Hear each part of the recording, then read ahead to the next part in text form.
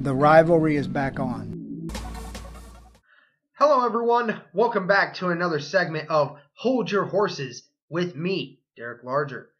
I know it has been a while since I've done one of these, but for many weeks now I was just trying to take in the season, and to be honest, many of you guys haven't said many weird or bad takes the first few weeks of the season for me to talk about, honestly. However, over the span of the Raiders game to the end of the Chiefs game, I have seen enough and have what I need to talk about now to bring this back.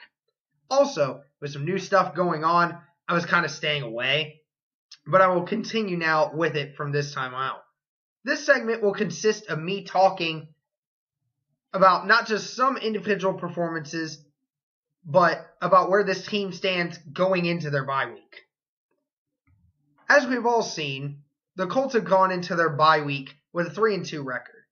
Certainly not the start we wish we could have been at this point. However, given injuries, a new starting quarterback to start the season, and so much uncertainty, it's certainly a promising start. Especially with how the Colts beat the Chiefs in Arrowhead this last week. It makes this bye week even sweeter. I have mentioned this several times on this podcast before, that I hate how the Colts have this early of a bye week. But again, given the injuries, we needed this bye week right now. Darius Leonard will be back, as we've learned here Tuesday afternoon, that Darius Leonard will be back for the Texans game. Mack and Hilton will be able to heal from their injuries completely. Some of our D linemen will be able to do the same. And we may possibly get Malik Hooker back for this Texans game in Week 7 as well. Despite some hiccups on the road, the Colts are sitting tied for first place in the division with 5 of their next games being easily winnable. I don't know. It's not easy to win them all, and I don't know if we will. But if the team keeps performing the way they have, they will easily win more games than lose over the next short stretch of games. To my first point here, some of us after the Raiders game were very upset, as we had the right to be after. It was a game the Colts should have won, especially at home.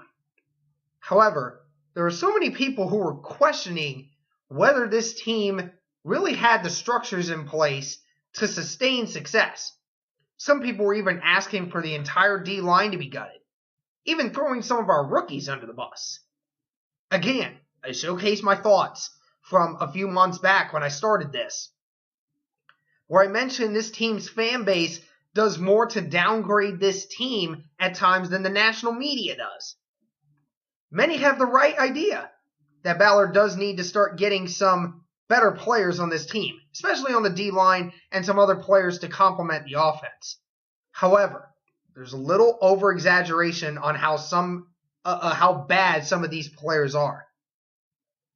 Let's remind ourselves of something real quick.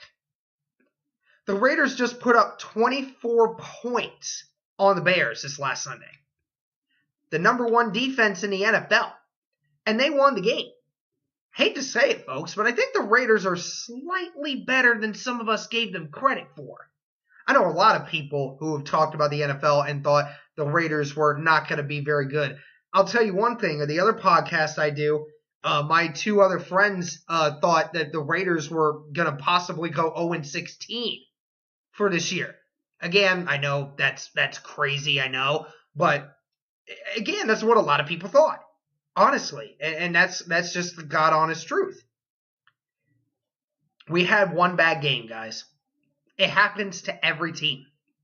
This is the beauty and the curse of the NFL, where anyone has a chance in a game. Remember where we were last year? 1-5 through 6 weeks, through 6 games. The Colts will be, at worst, 3-3 through their first 6 games this year.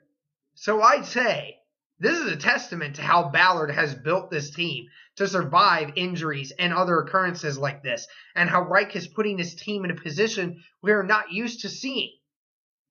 Many have been mentioning this before I started doing it. The Colts have been gifted with elite QBs over the last 20 years. Now, we have a power run game and a defense that is at its best since it has been in 2010, even with these injuries. Now, on to the second point.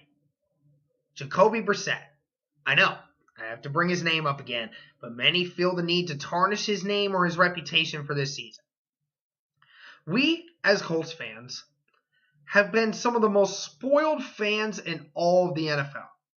We went from Peyton Manning, one of the best QBs ever, to Andrew Luck, who became a top 5 quarterback in the NFL before retiring.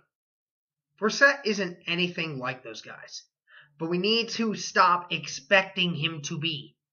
Brissett is completing 65% of his passes this year, has 1,062 yards, 10 touchdowns, and 3 interceptions on the season with a 95 QB rating.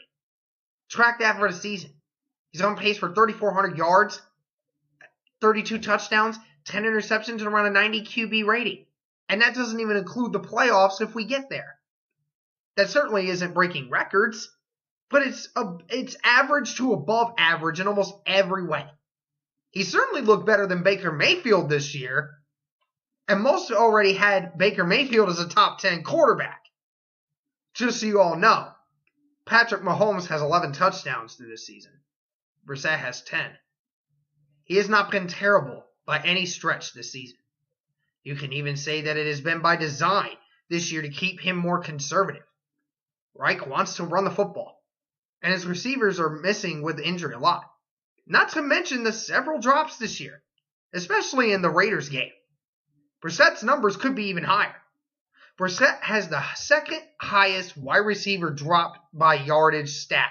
Basically what that is they calculate every time the receiver dropped the ball, how many yards would they have gotten from where they dropped it.